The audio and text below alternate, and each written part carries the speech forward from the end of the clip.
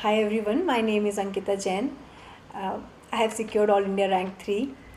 I have done BTech in Computer Science from Delhi Technological University. I have worked in private sector and then I worked in DRDO as a scientist. And at present I am working in Indian Audit and Account Service and presently posted in Mumbai. Uh, my family consists of my father, he's a businessman, my mother, she's a housewife, my brother, he's a manager in KPMG, and my sister-in-law, she is also a housewife. My sister, who has secured All India Rank 21 this time, and my husband, uh, who is IPS of 2019 batch. This is my background. So I come from this background. I started my preparation in 2017 and it has been a very long journey. My preparation consists of spending 2 years dedicatedly for the preparation, and after that, after joining services, I am preparing along with the services. And during this course, I felt that a lot of preparation can be done online. I have referred basic books, which is recommended by most of the toppers. I am from Delhi. I have graduated from Sri Ram College of Commerce in 2019 and I enrolled in the Dreams 400 scholarship of Lukman IAS, in which I studied GS in 2019-2020 batch, and I studied subjects, all the subjects, polity, economics, ethics, and the faculty here, Ansari sir and Lakshmikant sir and other teachers as well. They are all very good and they are very motivating as well as encouraging. So yes, it has been a very important part of my UPSC journey, being associated with Lukman IAS, and rest is that thank you so much. I would thank Ansari sir for his constant guidance, starting from the prelims phase till the interview phase, and that's it from my side. Thank you. And it will be on this channel also. And I have referred online test series, online discussions with my friends, since it was the year of COVID pandemic. So this year I focused more on online resources and whatever could be done within one room, whatever preparation we can do in one room, I have focused on that. And I have realized that note making is a very important aspect of this preparation. After saying that, I would like to mention my learnings during this course. So I have cleared prelims twice and have failed twice. So my failures, when I tried to analyze, I realized that there were certain things in each of the stage, be it prelims, mains or interview. I have learned a lot. So first most important is the positive attitude. Whenever I feel that I cannot do it, or whenever I had self-doubt, I failed. So what were my learnings in prelims were, this time I focused more on understanding the things. Earlier I was trying to just memorize things, somehow memorize all the current affairs, but this time I did it differently. I tried to understand the concepts, and this has actually helped me in the examination. There were some long questions where they had explained the concept and not the term, and in the option they had asked what is being explained in the question. So this is how understanding the concept has helped me in prelims. And one more thing I did this time was, whenever I was giving my mock test, I analyzed that mock test, whatever my mistakes, I noted them down. I noted them down on a paper. For every mock test, I prepared 2-3 pages on which I only mentioned my mistakes. So whenever I was doing another test, I used to revise those mistakes, and before going into the examination, I revised those mistakes around 8 to 10 times. So I was quite sure that I won't repeat these mistakes at least. And I made some notes for prelims and I revised those notes quite often. And in the last 10 days before the preliminary examination, I tried to revise them at least twice. For mains, largely my main strategy was same as it was last year. I will explain it in detail, but some of the improvements which I did was improvement in the essay writing. I had my mentor who guided me how I can improve essay writing, and he mentioned that introduction should be your focus, and the essay should be developed logically.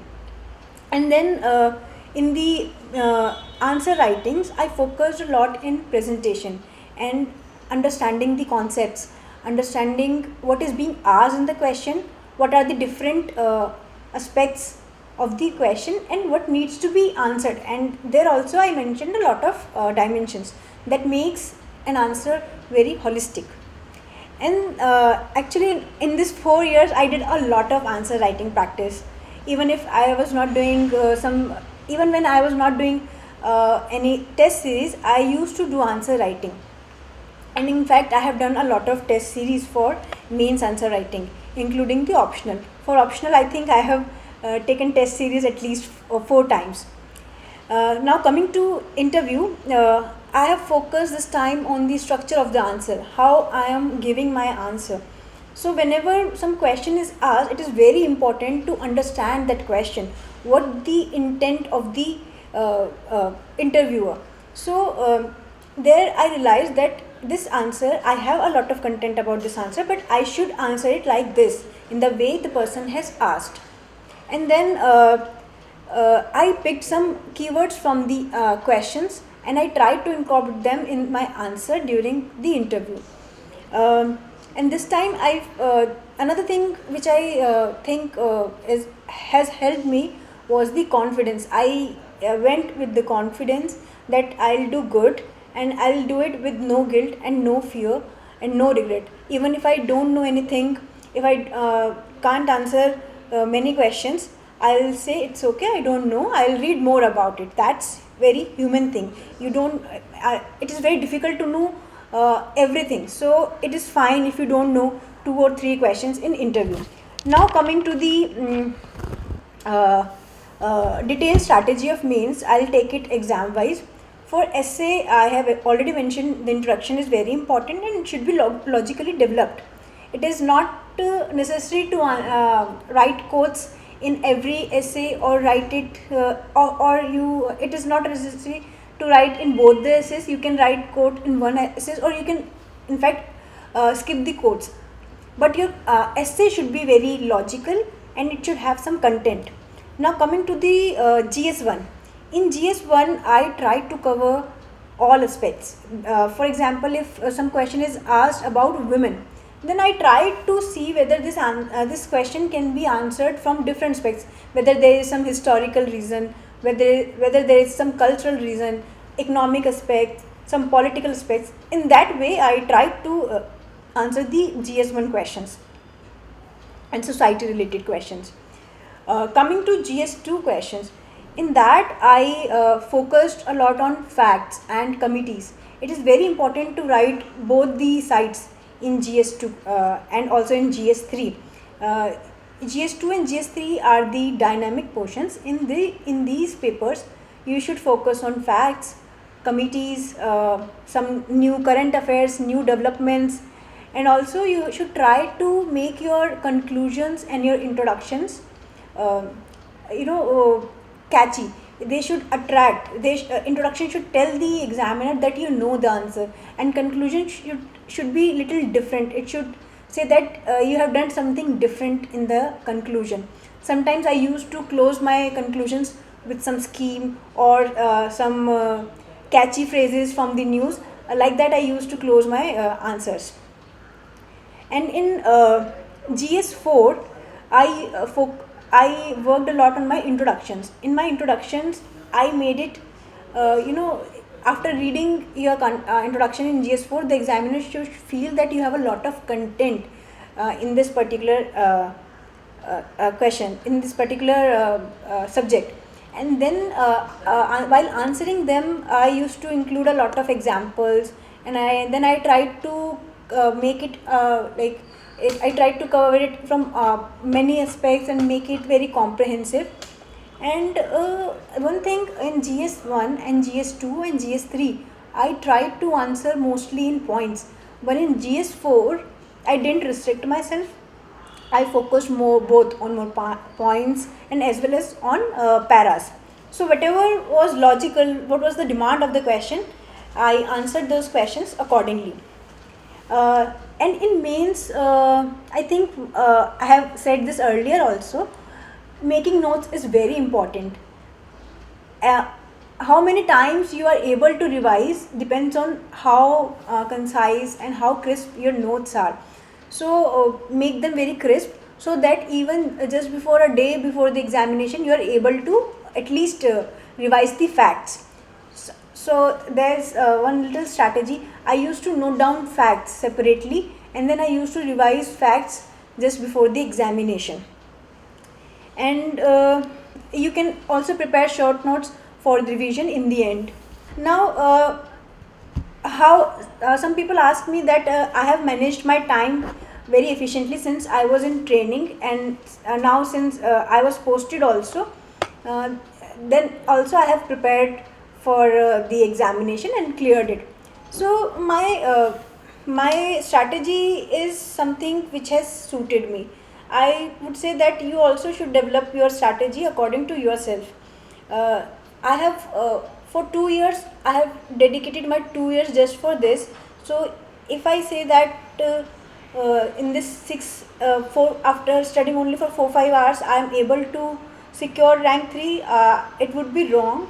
My all 4 years have supported me, and I used to actually divide my time. For training time, I had given some dedicated time for training, and then there was some time for my study. And these were like mutually exclusive, no overlapping of these time. And then I had dedicated some time for my own development, for my own care, like exercise and all. This I used to do because it is a long journey, and you cannot, neglect your own health. And apart from that, you should also believe in yourself. But if you think that you cannot do it, it is difficult. I know it is difficult, but in the end you have to believe in yourself. Now I am asked to list some resources, online resources. So actually there are a lot of resources online. Some would be able to make use of resources which are available in their own language more efficiently, and some would be able to utilize the resources which can explain the concepts and things in more depth. So choose the resources according to your own strength and weaknesses, but restrict them. Don't follow all the resources whatever is available online. Just for example, if you are following some YouTube channel, stick to one channel, at max 2 channel. That's enough. It is important to limit, and also whatever you are studying, you need to revise them more often. And apart from that, you can utilize new software such as Evernote or your OneNote to prepare your online resources, which will make it easier to carry wherever you go and also to share.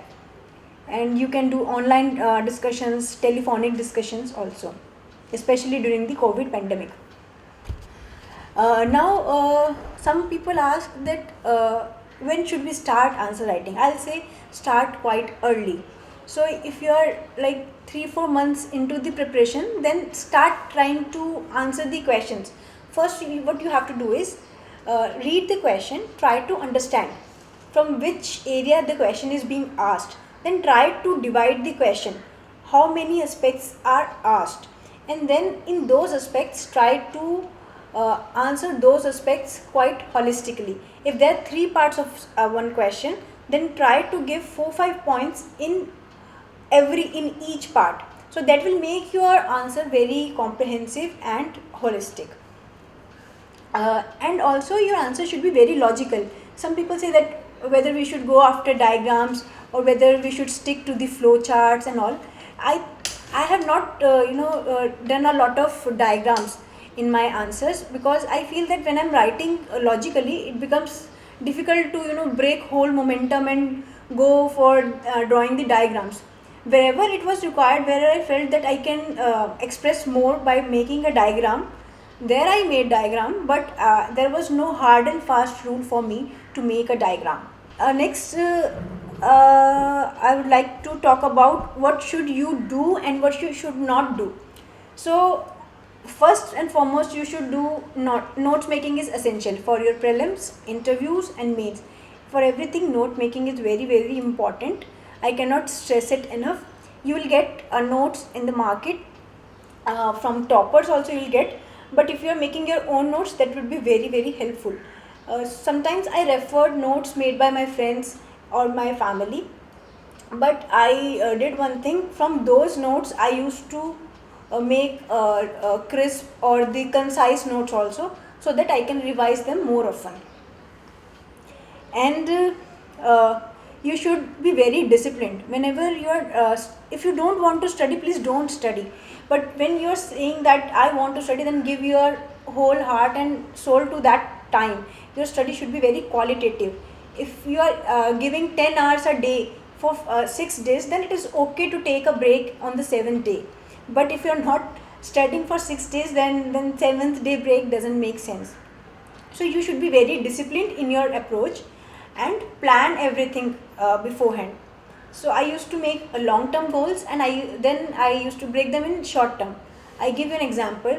Suppose I have to cover history, and I feel that I should finish history in 1 year, 1 month. Then I'll break it in parts, like ancient history I'll do it 1 week, then modern history in 1 week, and then in that 1 week I'll also divide that this portion of modern history I'll do in 2 days, this portion in 3 days. Like that I used to divide my work. That will take off a lot of pressure from your head, and it will also streamline your preparation. Don'ts are you should not refer too many resources. Limit them and read them more often. Then self doubt is a big no no. Please don't doubt yourself. There are many people who are sometimes we say that I'm just an average person, but getting a perfect average is will take you to the good rank in UPSC. So being an average is actually an asset if you feel you are an average, but do it very religiously. Put your heart and soul, and do a lot of hard work. There is no escape from hard work. And don't be afraid of mock tests. Even if you are getting low marks, it is okay. Just focus on your weakness. Sometimes we get low marks in the exams, in the mock test, and we feel that the result will be same in the exams, which is not the case, because questions will be different. Your mindset will be different. There will be a lot of gap between when you have given your last mock test and when you are taking your exam. So assess yourself. Don't refrain from assessing yourself. It will let you know where you exactly stand. And you should discuss among yourselves how you are seeing one issue, but avoid too much discussion over one issue. If you have good fair knowledge of what are the positive and what are the negatives in a particular topic or a current affair going on, then that is fine. 5 points on both the sides are good. That discussion is enough. Going after collecting 15 points in positive and 15 points in negatives won't fetch you more marks. Won't be so much, won't give you that much output. Always take into account the input output ratio. Whatever you are putting in, it should give you corresponding and proportionate output. And being positive and is very very necessary. It is a very long journey, and you have to be very positive.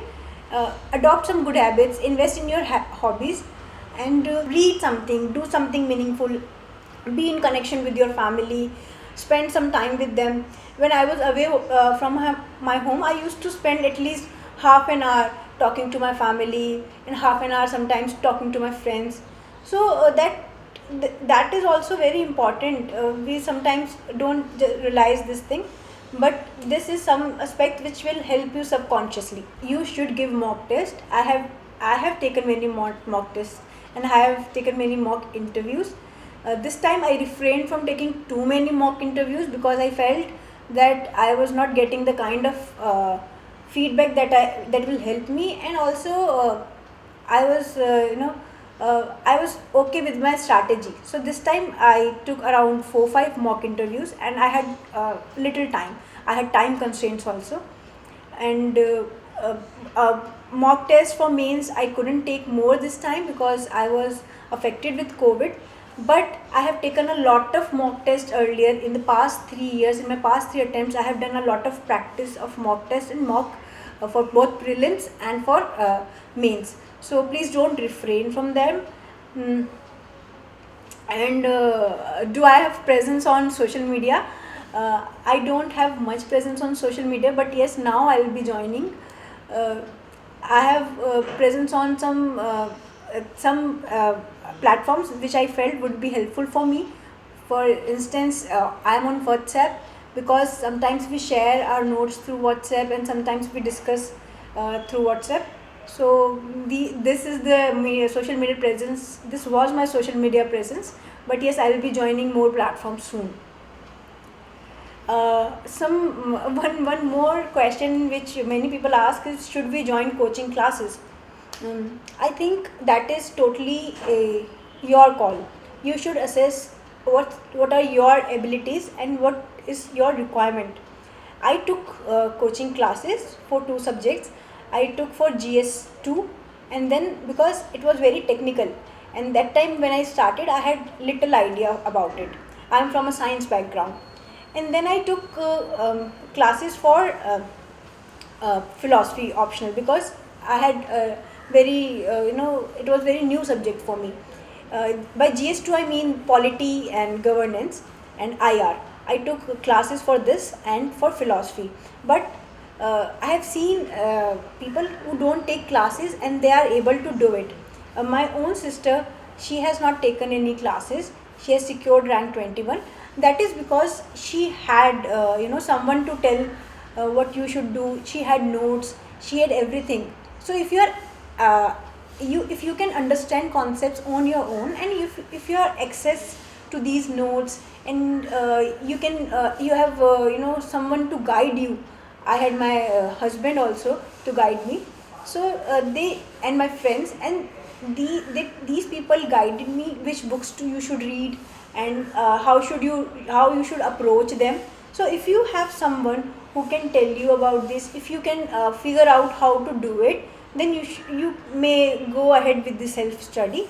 And self study is something I think is very helpful. Everyone have to do it. Even if you are doing coaching classes, you will end up doing self study to a great extent, because you cannot escape from it. Even for my optional, I have taken classes. They were very comprehensive, but sometimes some new development comes, some new question comes. For that you will have to make some notes on your own. So nobody will spoon feed you. So keep in mind that if you are taking classes, coaching classes, you will have to do some kind of self study. And my suggestion is that you should take coaching classes if it is required.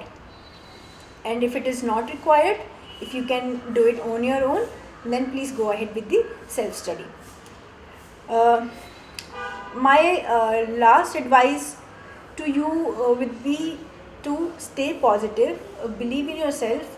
If you have chosen to work in this particular field, to take this exam, then do it with whole heart.